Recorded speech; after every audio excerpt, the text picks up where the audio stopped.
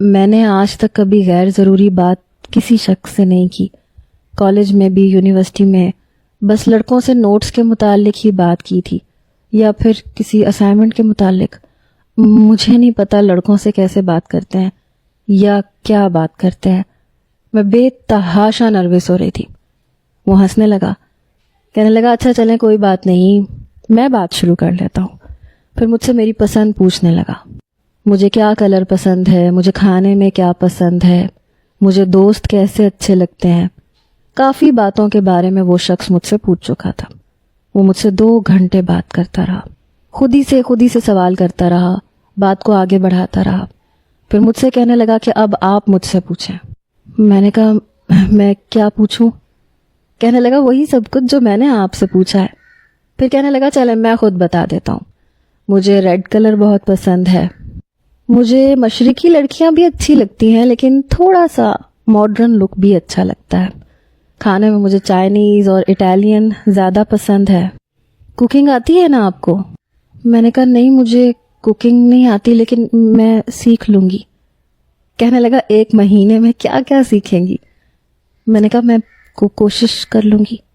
کہنے لگا نہیں اتنی زحمت کرنے کی ضرورت نہیں ہے، مجھے خود بھی بہت کچھ بنانا آتا ہے، دونوں مل کے پکا کر کھا لیا کریں گے.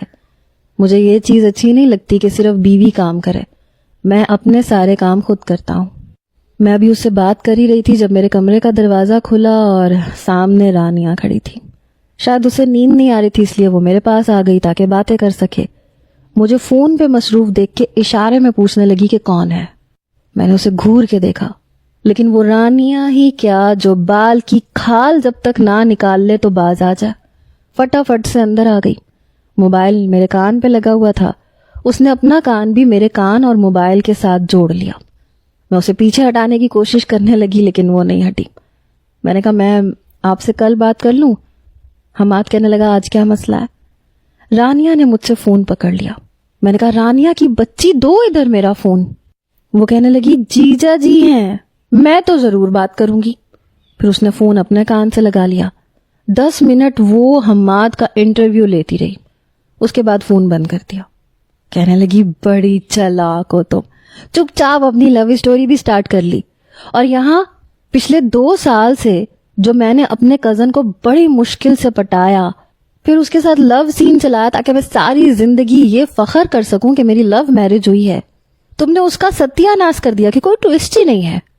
اور یہاں تم اپنی داستان محبت شروع کر کے بیٹھ گئی ہو. بچوں میں بھی تمہیں بات نہیں کرنے دوں گی، میں روز تمہارے ساتھ آ کے سویا کروں گی.